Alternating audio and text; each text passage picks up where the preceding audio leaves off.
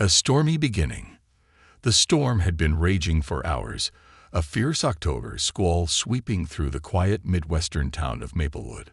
Torrential rain lashed the streets, rivers overflowed, and debris scattered across roads, forcing the locals to huddle indoors, waiting out the tempest in silence. The power had gone out, and Mercy General Hospital, a small community medical center on the edge of town, operated on its backup generator. The building's usual hum had been replaced by the low drone of emergency power, giving the hospital an eeriness, especially on a night as ominous as this one. Nurse Sarah Miller had just finished a double shift, and exhaustion clung to her like a second skin. With 20 years of nursing under her belt, she was used to hectic hours, but tonight felt different. Something about the weight of the storm pressed on her chest. She was almost to the staff room when she heard it, the soft whine of an animal followed by a low, persistent bark. Her brow furrowed as she paused. The sound was coming from the main entrance, but visitors were rare in weather like this. A dog at the door was unheard of. Curiosity got the best of her, and she made her way to the lobby, where she stopped in her tracks. There, illuminated by the dim lights from the emergency bulbs, stood a large German shepherd, drenched from the rain. Clamped in his powerful jaws was something that took a moment to register: a baby carrier. Sarah blinked, trying to process the sight. Surely this had to be some bizarre mistake, but as she took a cautious step closer, the dog whined, placing the carrier gently on the ground and giving her an imploring look. The intensity of his gaze, combined with the care he took in setting the carrier down, was unnerving. She had never seen a dog act with such purpose. "What on earth?" she muttered, kneeling down slowly. The baby within was wrapped in a thin, soaked blanket, her tiny face barely visible through the folds. Sarah's heart skipped a beat when she saw how pale and motionless the child appeared. She immediately switched into nurse mode, lifting the baby out and holding her close, checking for signs of life. A faint but steady heartbeat met her fingertips, a wave of relief flooding through her as she called out, "I need help. I've got an infant in critical condition." Several members of the ER team rushed over, each reacting with equal disbelief at the sight of the dog, still standing in the lobby, as if waiting for confirmation that his charge would be taken care of. "Who's responsible for this dog?" one of the nurses asked, glancing around as if expecting someone to claim him. "No idea," Sarah replied, her voice strained as she handed the baby off to a colleague. "He came in on his own, carrying her."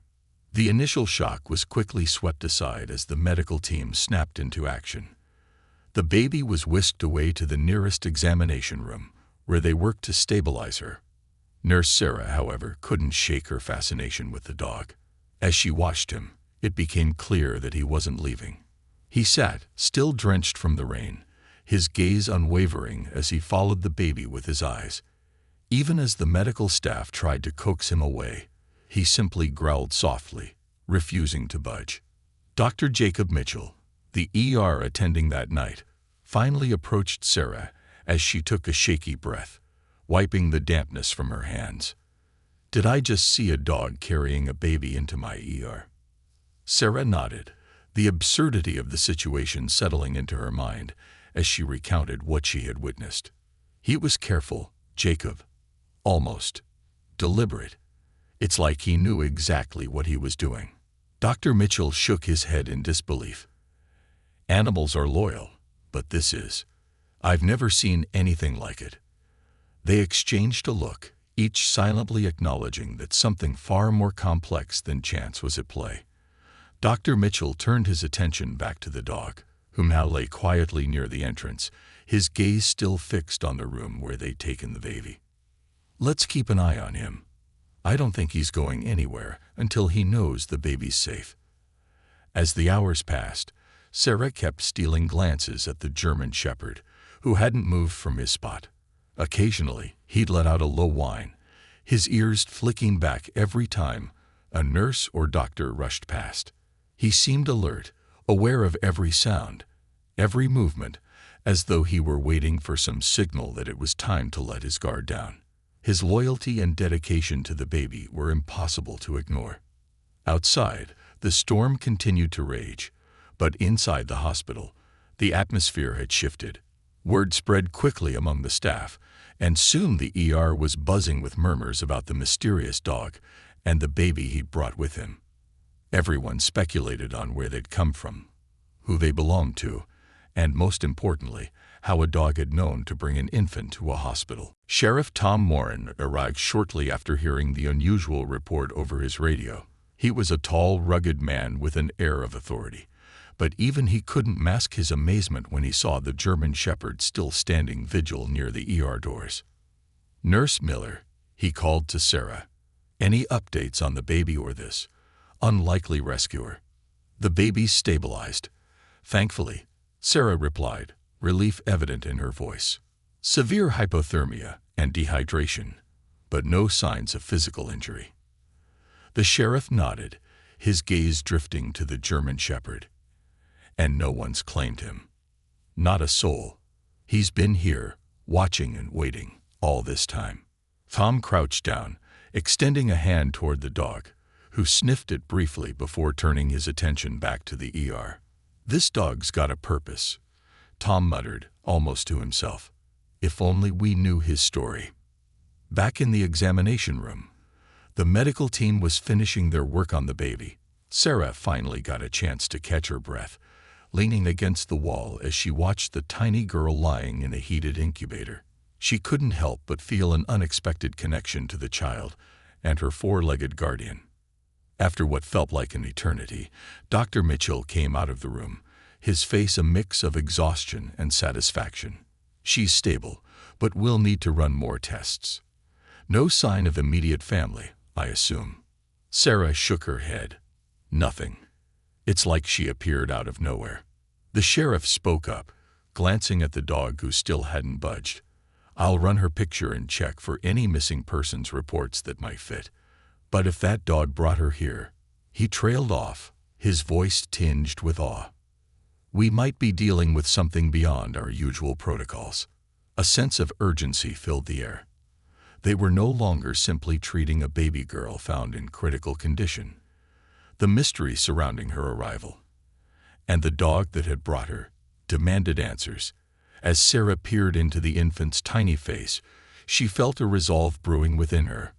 Whoever this baby was, and whatever circumstances had led her to Mercy General on this stormy night, she was now in their care. And somehow, in her heart, Sarah knew that the loyal German Shepherd would remain a part of this child's life for as long as he lived. The dog with a mission. The first hints of dawn began to filter through the stormy sky, casting a faint light on the battered town of Maplewood. Within Mercy General Hospital, however, the night shift had felt endless. News of the baby's dramatic arrival, delivered by a drenched German Shepherd, had spread like wildfire through the halls, creating a mix of awe, curiosity, and disbelief. The child, a girl no more than a few months old, lay stable but unconscious in the neonatal unit, while her unusual rescuer waited in the lobby with quiet but steadfast patience. Nurse Sarah Miller was about to start her rounds when she noticed the German Shepherd still at the door, his fur still damp, and his eyes locked on the hallway leading to the neonatal unit. Though they tried coaxing him away, he was immovable, as if he understood his role in ensuring the baby's safety. Sheriff Tom Moran, a pillar of the Maplewood community and a man not easily unnerved, couldn't seem to pull himself away from the hospital either. He sat in the waiting area with a cup of stale coffee, his eyes on the dog. His mind whirred with possibilities. Tom had been involved in strange cases before, but never had he seen an animal act with such unwavering determination and purpose.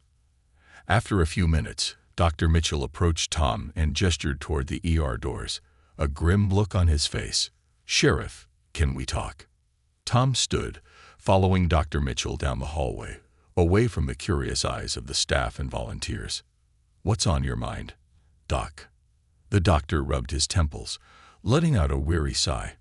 "We've stabilized the baby, but her condition's touch and go. It looks like she's suffered significant dehydration and exposure to the elements. Without knowing how long she was out there, it's hard to say what long-term effects she might experience. Tom nodded, his face serious. The baby's alive, though, right? That's what matters. Alive, yes, Dr. Mitchell agreed. But we're working blind here. No one knows who this child is or where she came from. And then there's the matter of the dog. Tom chuckled humorlessly. You're telling me. I've got my deputy combing through the missing persons database, looking for any child reported missing in the last month. But so far, nothing. It's like she appeared out of thin air. They stood in silence for a moment, absorbing the weight of the mystery that now enveloped them. Before Dr. Mitchell could respond, Sarah approached, her expression determined. "Sheriff Doc," she began, glancing toward the German Shepherd. "That dog won't leave. He's determined to stay as close to the baby as possible. I think he's waiting for a sign. Maybe that she's safe, maybe something else. But one thing's clear to me. He's not just a stray." Dr. Mitchell frowned. "You're suggesting someone trained him to do this? To carry a baby to safety?" Sarah's voice softened. "I think he belongs to the child's family. We can't underestimate how strong the bonds between animals and people can be. Dogs have been known to perform miraculous acts out of loyalty and love." Tom nodded slowly. "I'll do some digging. Maybe the dog has a microchip or something that will give us a lead." He turned to Sarah, his gaze softened by a rare vulnerability. "But until then, if you're right, that dog might be all the family this baby has left." The sheriff made his way to the shelter, a nondescript building on the outskirts of town that had seen an influx of animals in recent weeks due to the storm. It was there that he met Linda, the head of Maplewood's Animal Control Unit, a woman with a fierce dedication to the animals she looked after. Her face lit up when she saw Tom. "Sheriff," she greeted, "what brings you by so early?" Tom explained the situation, recounting the dog's extraordinary actions in the hospital. Linda listened intently, her mouth slightly agape as he finished. "A dog brought a baby to the ER," she repeated, the incredulity in her voice mixed with awe. "I've heard of dogs rescuing people, but this, it's almost like he knew." Linda led Tom into the back room where Max, as the shelter staff had started calling the German Shepherd, lay resting in a kennel. As soon as Max saw Tom, he stood up, his alert eyes meeting the sheriff's with a look that was almost expectant. "Has he been checked for a microchip?" Tom asked. Linda nodded. "I scanned him myself, but he doesn't have one. No collar, no tags, nothing. He's a ghost. Whoever he is, he either slipped through the cracks or someone deliberately kept his identity hidden." The sheriff felt a pang of disappointment, though he couldn't explain why. He'd hoped for an easy lead, something that would point them to the baby's family. Still, as he looked into the dog's intelligent eyes, he couldn't shake the feeling that Max knew something they didn't. "Could we keep him here?" Tom asked. "I don't think it's wise to send him away until we know more. He's connected to this somehow." Linda nodded. "Of course. I'll keep him safe here, Sheriff. And if you find out anything, let me know. This dog deserves answers as much as that child does."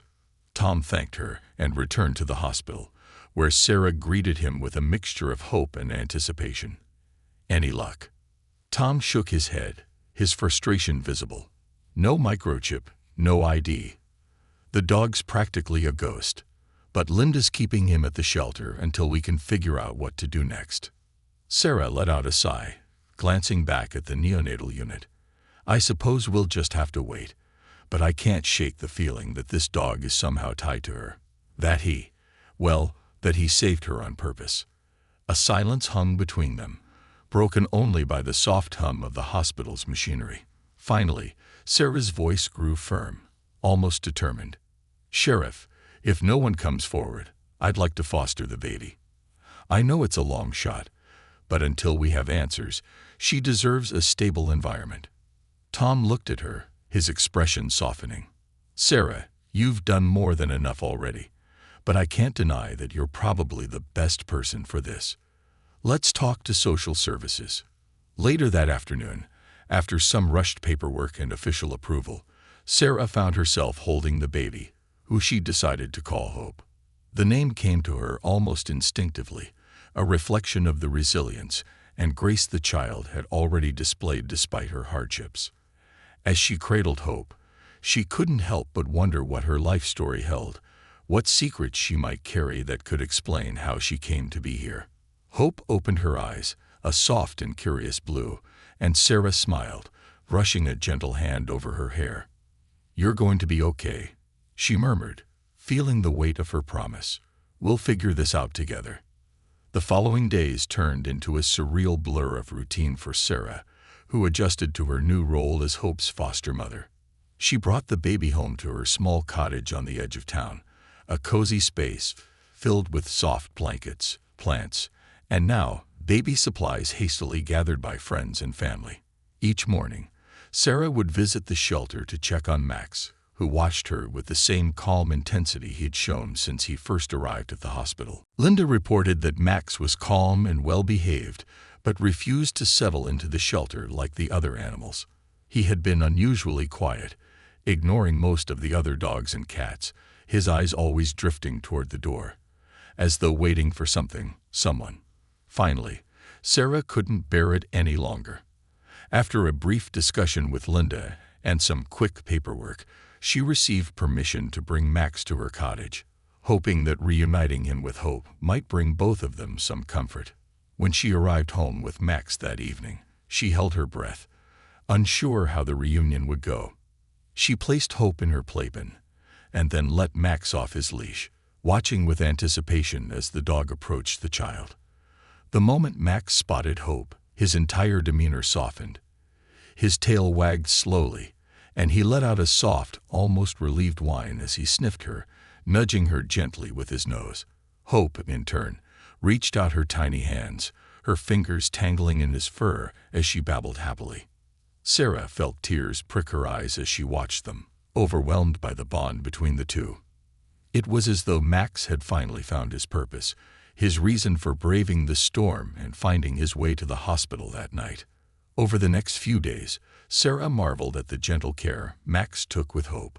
He would lie beside her playpen, never straying far, his eyes always watchful.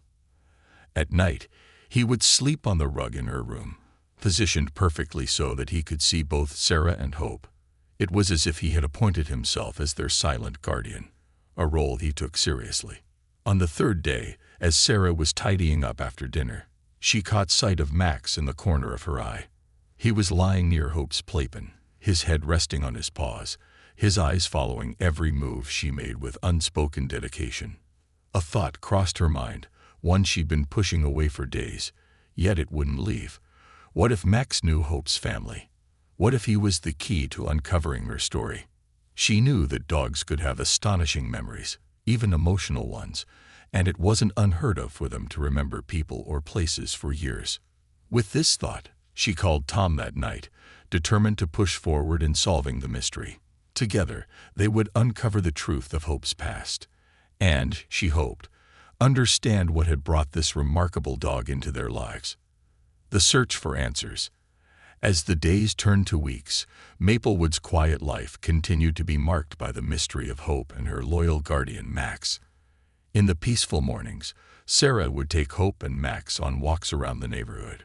People stared in awe as Max trotted beside Hope's stroller, his posture alert, a silent and ever-watchful protector. Sarah saw how the townsfolk began to speak about them, how people in the grocery store would whisper, "There's that dog from the hospital, the one who saved the baby." But beyond the small-town gossip, Sarah's mind was occupied by deeper questions. Sheriff Tom Moran had kept up his side of the investigation, poring over every missing person report, every incident that could offer a clue. But so far, nothing had surfaced. It was as if Hope's past had been swallowed by the storm itself. Determined to learn more, Sarah sat in her living room one evening, watching Hope and Max as they played together. Hope had started reaching for Max's fur, her little hands grasping onto his thick brown coat as he patiently endured her tiny tugs. The sight warmed Sarah's heart, yet it also reignited her resolve to uncover the truth. Hope deserved to know where she came from, and Max, in his silent way, seemed to be waiting for the same answers. With a sudden determination, Sarah picked up the phone and called Tom. "Tom," she said, her voice steady, "I think it's time to try something new. We're not getting anywhere with the missing persons reports or local leads. Maybe there's someone out there who can help us understand Max better." There was a brief pause before Tom responded. "What do you have in mind?" "A specialist," she replied. "Someone who knows animal behavior, particularly dogs. If anyone can make sense of why Max acted the way he did, it's someone who understands animals at that level." The following week, Tom and Sarah arranged for Dr. Elena Morales, a renowned animal behaviorist, to come to Maplewood. Dr. Morales had dedicated her career to studying animal cognition, focusing on the intelligence and emotional capacities of dogs. She had written several papers on canine memory, empathy, and the inexplicable loyalty they often exhibited toward their human companions. If anyone could shed light on Max's actions, it was her. When Dr. Morales arrived at Sarah's cottage, Max was alert but calm, watching her with those familiar, intelligent eyes that had captivated Sarah from the beginning. Dr. Morales was a tall woman in her 50s, with dark hair streaked with silver and a gentle, almost reverent way of approaching animals. She knelt down a few feet from Max, extending her hand slowly, allowing him to come to her on his own terms. "Hello, Max," she murmured, her voice soft and soothing. "You're quite the hero, aren't you?" Max sniffed her hand, then gave her a gentle nudge with his nose, a sign of his acceptance. Dr. Morales looked up at Sarah with a small smile. "He's incredibly aware, isn't he? There's a depth to him that's rare, even among intelligent breeds like German Shepherds." Sarah nodded, unable to hide her admiration for Max. "He's been watching over Hope since the moment they were reunited. It's as if he understands she needs him." Dr. Morales' eyes softened as she observed Max. "Dogs are capable of extraordinary loyalty, but there's something unique about him. His actions go beyond loyalty. They suggest a bond, an attachment that likely stems from familiarity. He may know something about Hope that we don't. Have you noticed any behavior that suggests he recognizes her in a specific way?" Sarah paused, reflecting on the subtle signs she'd noticed. How Max would sniff Hope's clothes, as if looking for a scent. How his gaze would soften whenever he looked at her. How he would become visibly agitated if Hope was out of his sight for even a moment. "Yes," she replied thoughtfully. "He seems attached. He acts like she's his responsibility. When I first brought her home, he wouldn't leave her side. It's like he knows her, like he's protecting her." Dr. Morales considered this carefully, her expression one of intense concentration. If Max feels this level of attachment to Hope, it could mean that he belonged to her family. He might have been her parents' dog, and if he was with them the night of the storm, he may have witnessed something traumatic, something that drove him to protect Hope at all costs. The theory sent a shiver down Sarah's spine. What if Max had been with Hope's parents when tragedy struck? What if he'd been the one to bring her to safety after the storm had separated them? The possibility was both heartbreaking and awe-inspiring. "Do you think Max would be able to show us where he came from?" Sarah asked, her voice a mixture of hope and hesitation. "Is it possible that he could lead us to her past?" Dr. Morales considered the question, nodding slowly. "It's possible, yes. Dogs have remarkable memories, especially for places and people they've bonded with. If he was with Hope's family before the storm, he might remember their home or a familiar route, but it would take time and patience." Sheriff Tom, who had been listening quietly, spoke up. "I'm willing to try anything at this point. We're running out of leads, and if Max has any answers, I'd like to find them." The following morning, they prepared for the journey. Tom, Sarah, and Dr. Morales loaded Hope and Max into Tom's truck. They drove slowly through the outskirts of town, allowing Max to take in his surroundings. His ears perked up with each passing landmark, his gaze shifting as though trying to recognize the landscape. When they reached a road that led toward the countryside, Max suddenly sat up, his tail wagging as he let out a soft bark. Dr. Morales glanced at Sarah and Tom, nodding in silent encouragement. They continued along the road, Max's interest increasing with every mile. It was as if something in his memory was being unlocked, guiding him toward a familiar place. They drove for nearly an hour before reaching a winding dirt path, leading toward a dilapidated cabin nestled between dense woods. The cabin looked abandoned, its roof sagging under the weight of fallen branches, its windows shattered by years of neglect. Yet Max's reaction was immediate. He jumped from the truck, barking excitedly as he ran toward the cabin, his tail high, his movements urgent. Dr. Morales and Sarah exchanged a look, and they followed Max to the cabin, Hope cradled in Sarah's arms. Tom approached the cabin cautiously, scanning the area with the instincts of a seasoned lawman. It was quiet, eerily so, but there was something about the place that felt strangely alive, as if it held secrets waiting to be uncovered. Inside, the cabin was sparse, with only a few pieces of worn furniture and scattered belongings. Dust covered every surface, and cobwebs clung to the corners, but there were traces of recent activity. A baby's blanket lying on a chair, a small crib tucked into a corner, and a photo frame lying face down on a table. Sarah gently set Hope on the floor, allowing her to crawl around under Max's watchful eye. She walked to the table and picked up the photo frame, her breath catching as she saw the image within. It was a family portrait, a young couple holding a baby girl in their arms. The resemblance was undeniable. The child in the photograph was Hope. "Oh my God," Sarah whispered, her voice trembling. "This is Hope's family." Tom stepped closer, his gaze hardening as he took in the scene. "This place doesn't look like it's been abandoned for long. Someone left here in a hurry. They might have tried to escape the storm, but never made it out." Dr. Morales gently stroked Max's fur, her voice soft and reassuring. "You did well, Max. You kept her safe." Sarah looked down at Hope, her heart aching with a mixture of sorrow and relief. Hope's parents hadn't abandoned her. They had tried to protect her, and in the chaos of the storm, they had entrusted their most precious possession to the one companion they knew would never fail them, Max. Just then, Max nudged Sarah's hand, his gaze locking onto hers with an intensity that sent a shiver down her spine. He gave a soft, low whine, as though sharing in her grief. It was a sound that spoke of loss, of loyalty, and of a promise fulfilled. Tom knelt down beside Max, placing a gentle hand on his head. "Max, I don't know how you did it, but you saved her. You brought her to us when no one else could." Dr. Morales looked around the cabin, her gaze lingering on the small remnants of Hope's family. It's clear now that Max was more than just a pet to this family. He was their protector, their guardian. When the storm took everything else, he held on to the one thing he could save. They spent a few more minutes gathering what few belongings remained, and then, with a heavy heart, Sarah gently picked up Hope and carried her to the truck.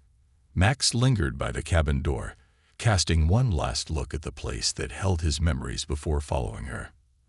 As they drove back to town, Sarah felt a profound shift within her.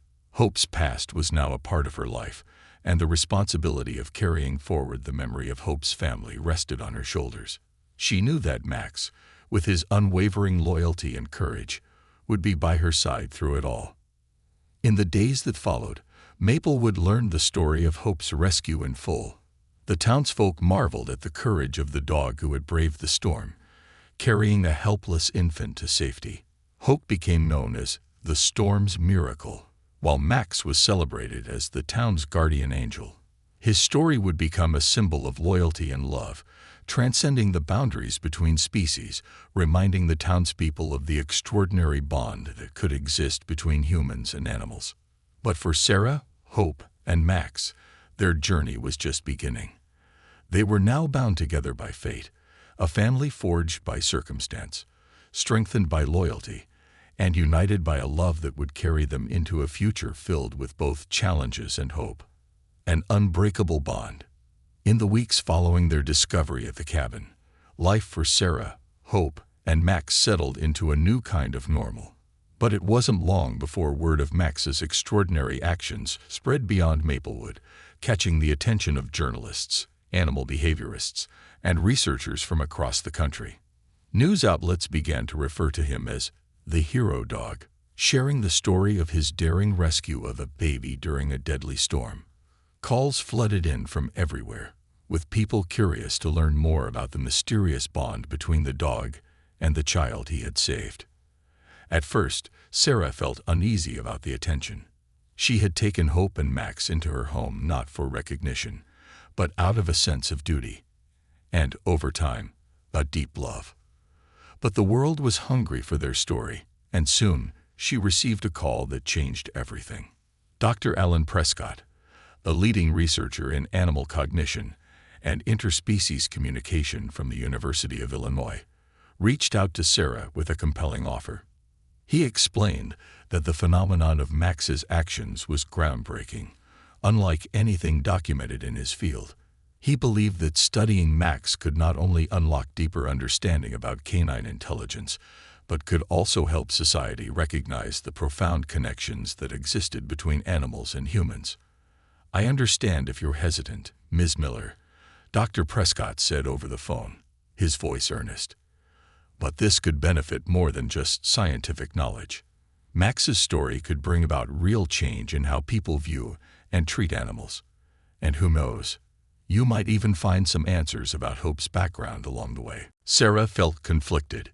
She was protective of her small family, and opening their lives to public scrutiny felt risky. Yet, as she watched Max lying beside Hope, who was babbling happily as she played with his fur, Sarah's heart softened. This story wasn't just about Max's intelligence. It was about his love, loyalty, and sacrifice. If sharing their lives could help others see animals as the intelligent, empathetic beings they were, maybe it was worth the sacrifice. After careful consideration, Sarah agreed to meet with Dr. Prescott, who arrived a week later with a team of researchers and specialized equipment. They set up in Sarah's small home, bringing with them tools to observe and record Max's behaviors. Though initially wary, Max allowed the researchers to approach him, always keeping one eye on Hope as she toddled around, stumbling clumsily as she tried to reach for him. She had started to walk, albeit unsteadily, and each time she stumbled, Max would be there, nudging her gently with his nose, steadying her balance. Dr. Prescott observed this interaction, his eyes wide with fascination. "Ms. Miller, what you have here is nothing short of remarkable. Max isn't just showing affection. He's demonstrating a sophisticated understanding of her needs, almost as if he views her as his responsibility. This goes far beyond what we consider instinct."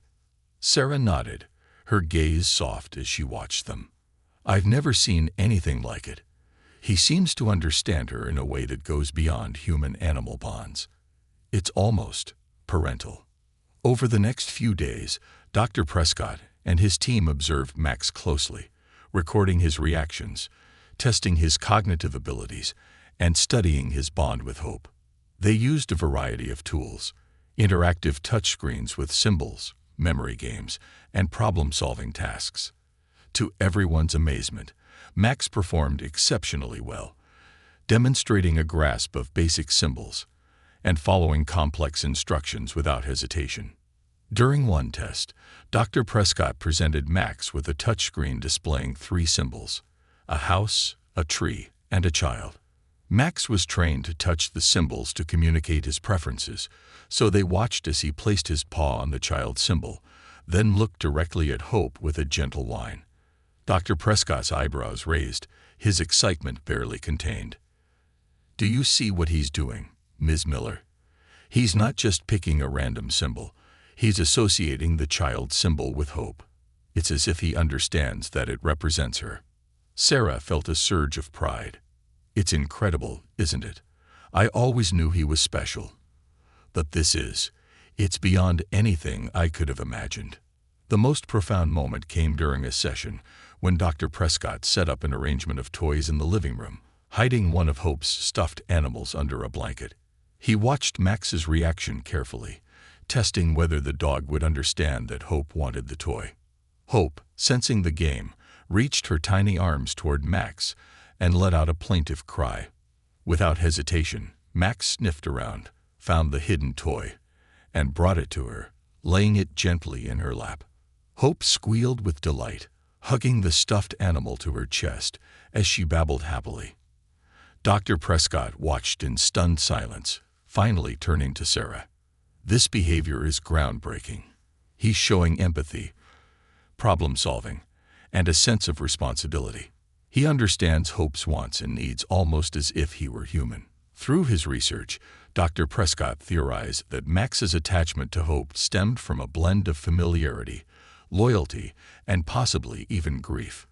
Dogs, he explained, form attachments that can endure even after separation, and in Max's case, it seemed that he transferred his loyalty from Hope's parents to the child herself.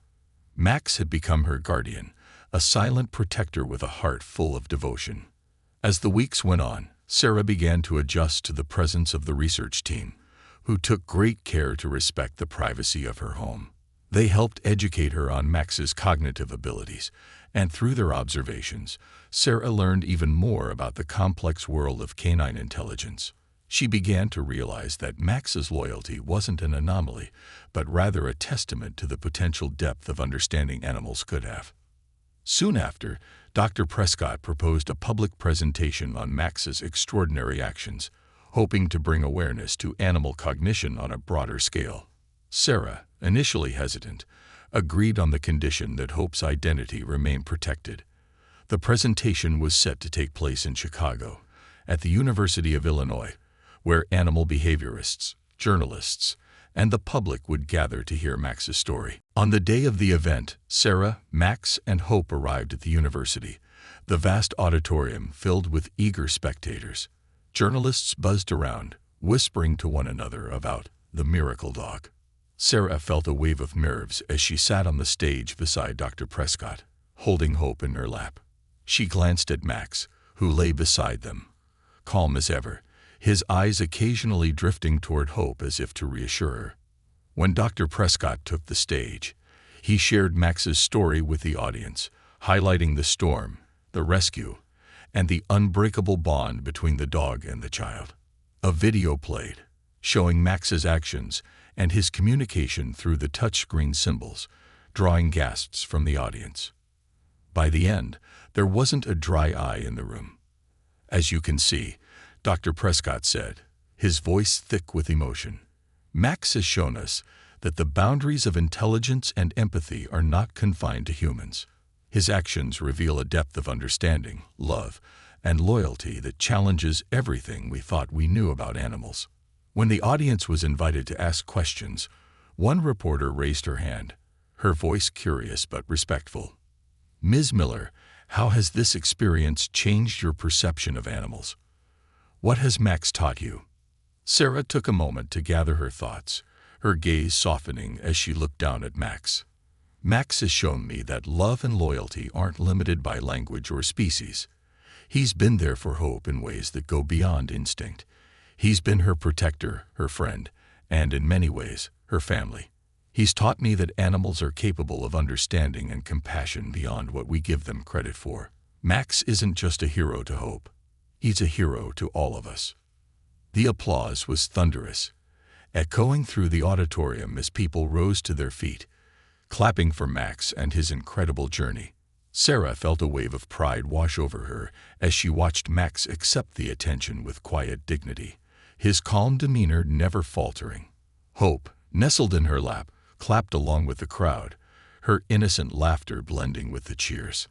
After the presentation, Sarah was approached by a representative from an organization dedicated to animal rights and welfare. They expressed interest in collaborating on campaigns to raise awareness about animal cognition and the bond between humans and animals. The idea was exhilarating, and Sarah felt a surge of hope, realizing that Max's story could inspire positive change on a larger scale. As the weeks turned into months, the impact of Max's story continued to ripple out into the world. Laws were proposed to improve animal welfare, and animal-assisted therapy programs began incorporating more dogs trained for emotional support and empathy. Max's story became a symbol of the bond that could exist between humans and animals, a reminder of the kindness, loyalty, and love that animals offered, often without asking for anything in return. Back at Maplewood, life for Sarah, Hope, and Max returned to a quieter pace. The media attention faded, and they resumed their daily routines, finding solace in their small, tight-knit family. Hope grew under Max's watchful eye, her first words forming with his name on her lips.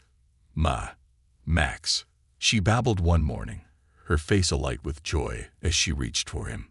From that moment, it became clear that their bond was mutual, that Hope saw Max not only as a companion but as family. Each day, Max's devotion grew deeper, and Sarah marveled at the unbreakable bond between them, a bond forged in the chaos of a storm, but strengthened through love and loyalty. In the years that followed, Sarah knew that Max's story would continue to inspire others, a legacy that would live on as long as people remembered the hero dog who had saved a life, and, in doing so, changed countless others. Legacy of love. 3 years had passed since the storm that brought Max and Hope together, and life in Maplewood had found its rhythm once more. Yet for Sarah, Hope, and Max, those years had been anything but ordinary. The bond between Hope and Max grew stronger with each passing day, with the dog still by her side, an unwavering guardian, and now a beloved member of the small family. Hope had blossomed into a curious, bright-eyed child who spoke with a surprising eloquence for her age. She had Max to thank for much of her development. Sarah often marveled at the intuitive understanding that existed between them.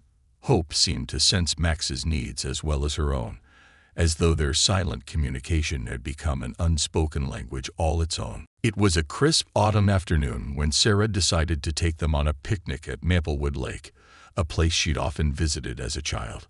The sun was bright, casting warm hues over the falling leaves as they spread a blanket near the shore. Hope, with her usual eagerness, ran along the water's edge, laughing as Max trotted beside her, occasionally splashing in the shallows to amuse her. For Sarah, it was moments like this that brought a sense of peace and joy, reminding her of how far they had all come. As they settled down to eat, Hope began feeding small pieces of bread to Max, giggling each time he gently took a morsel from her tiny hand. Sarah watched them with a smile, struck by how natural and loving their relationship had become. "Mommy," Hope said, looking up at Sarah with wide, serious eyes. "Max loves me, doesn't he?" Sarah's heart melted at the question. She reached out, tucking a strand of hair behind Hope's ear. "Oh, sweetheart, yes, he loves you very much. You're his favorite person in the whole world." Hope's gaze shifted to Max, her small hand reaching out to pat his head. "Then why did he come to me in the rain? Wasn't he scared?" Sarah paused, thinking back to that fateful night when Max had braved the storm to bring Hope to safety. Max wasn't just brave, Hope. He was looking out for you because he knew you needed him. Sometimes, love makes us do things even when we're afraid. Hope considered this carefully, her young mind absorbing the idea. "So Max is like my guardian angel." Sarah chuckled, nodding. "Yes, he is. And I think you're his too." They continued their picnic, sharing stories and laughs as the afternoon drifted on. As the sun began to set, casting an amber glow over the lake, they packed up and headed back to the car, Max trotting alongside them with his usual calm vigilance. Back at the house that evening, Sarah tucked Hope into bed, reading her favorite story while Max lay beside her, his head resting on the edge of the bed as he listened. It had become their nightly ritual, one that brought Sarah as much comfort as it did Hope. There was a special magic to their small family, a sense of completeness that grew stronger with each passing day. As Hope drifted off to sleep, Sarah quietly slipped out of the room, Max following her into the hallway. She knelt down beside him, her hand resting gently on his head. "You've given us a world of love, Max," she murmured, her voice soft. "I don't know how we'd be without you." Max's eyes met hers, and in that moment, Sarah felt an overwhelming sense of gratitude. He had done more than just rescue Hope. He had brought meaning and joy into both their lives. In the following months, as hope continued to grow, so did the influence of Max's story. Dr. Prescott's research had made waves in the scientific community, inspiring new studies on canine intelligence and the emotional bonds between humans and animals. Max's legacy extended far beyond Maplewood, influencing policies and sparking conversations about animal rights and the profound capabilities of dogs. Stories of dogs acting as service animals, comfort animals, and even as integral parts of therapy programs flooded the media. And in almost every conversation, Max was mentioned as a pioneer of this new understanding. One evening, Sarah received an unexpected call from Dr. Prescott. His voice was warm but filled with excitement. "Sarah, I have a proposition for you." Sarah was intrigued. "Go on," she replied, leaning back against the kitchen counter. "As you know, Max's story has opened a lot of doors," he began. "There's been significant interest from various organizations wanting to create a dedicated center for studying human-animal bonds, particularly focusing on early childhood development. They're offering to fund a program, and I'd like to name it after Max." Sarah was stunned, her hand flying to her mouth as she took in the news. "A center named after Max. I don't even know what to say." "It's what he deserves," Dr. Prescott said, his voice warm with admiration. "Max has taught us so much about empathy, loyalty, and resilience. With this program, we could help children, families, and even individuals with disabilities. It would be a place where animals like Max could share their gifts with others in need." Sarah felt tears prick her eyes, her heart swelling with pride and gratitude. Max would love that. He'd love knowing that his story could help others. Over the next year, the program took shape, with Sarah and Hope becoming key figures in its establishment. They worked alongside Dr. Prescott and his team, helping to create a curriculum that would train therapy dogs to support children and adults alike.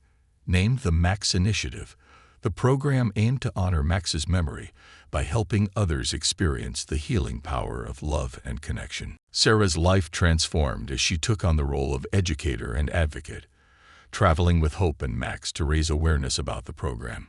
They visited schools, spoke at conferences, and collaborated with therapists and educators to implement the curriculum. The impact was immediate, with children and families finding solace, comfort, and even healing through the presence of therapy dogs. Back in Maplewood, life continued as usual for Sarah, Hope, and Max.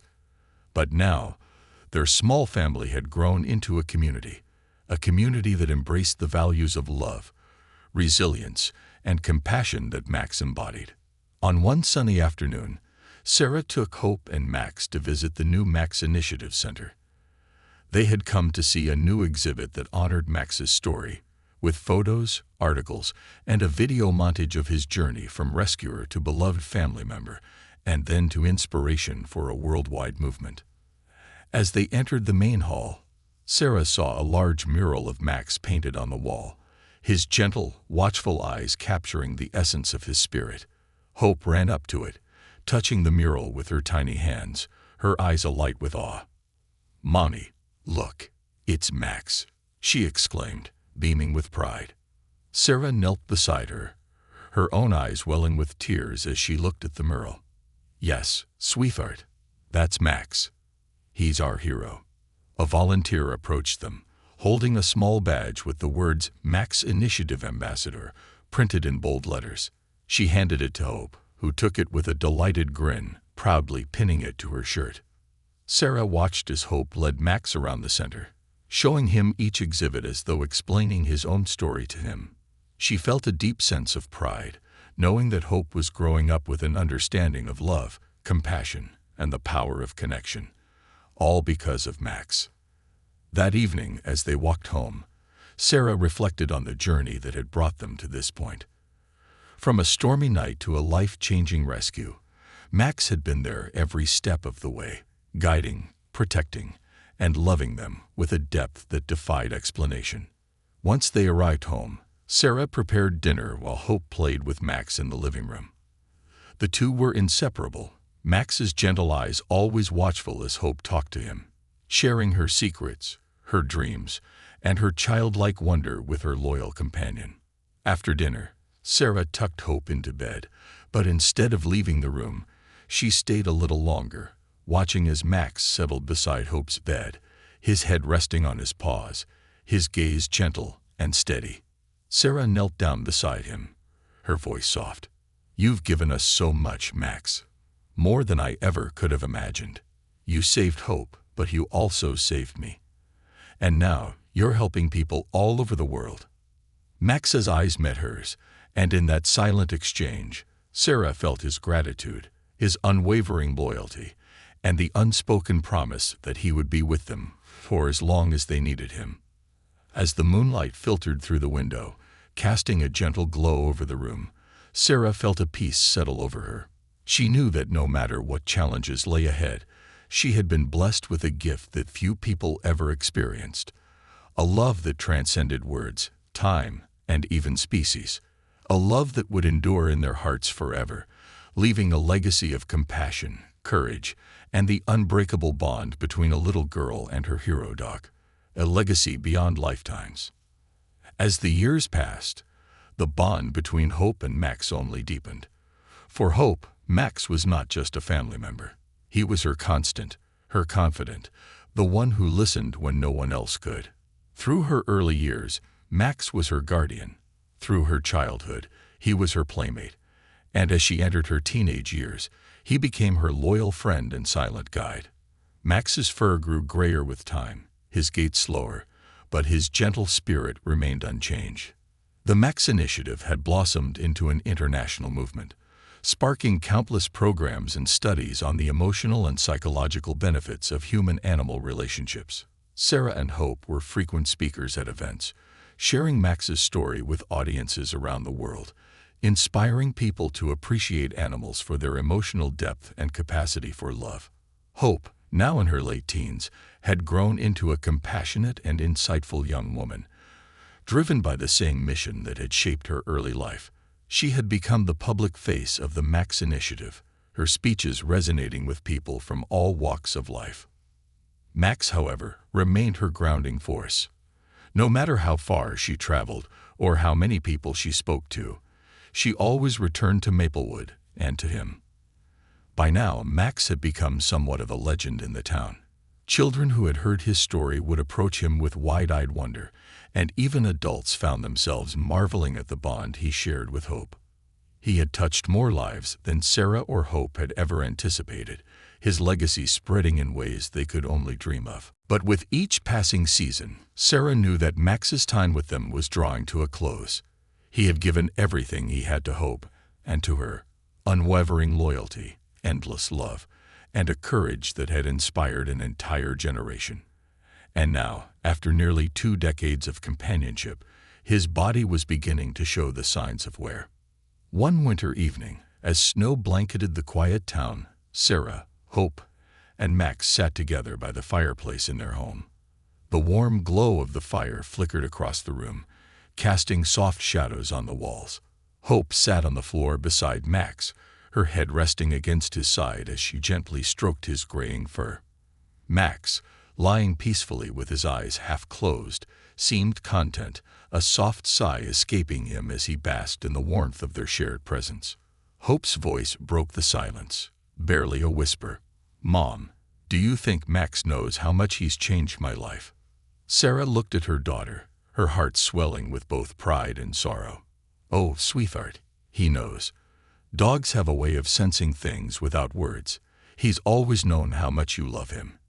And he's always loved you just as fiercely." Hope's eyes shimmered with tears as she looked down at Max. "I don't want him to go. I don't know how to imagine my life without him." Sarah wrapped an arm around Hope's shoulders, her own eyes misty. "He'll never really leave us, Hope. What Max has given us, the love he's shared, will always be with us. He'll live on in the stories we tell, in the work we do, and in every heart he's touched." As they sat there, lost in the quiet moments of love and understanding, Hope leaned down, whispering softly into Max's ear. "Thank you, Max, for everything." Max's tail gave a small, gentle wag, as though acknowledging her words, and he nuzzled her hand one last time before closing his eyes, drifting into a peaceful sleep. In that moment, Hope felt a deep, unspoken connection, a sense of gratitude that filled every corner of her heart. When the morning came, Max was gone. The news of Max's passing rippled through the community.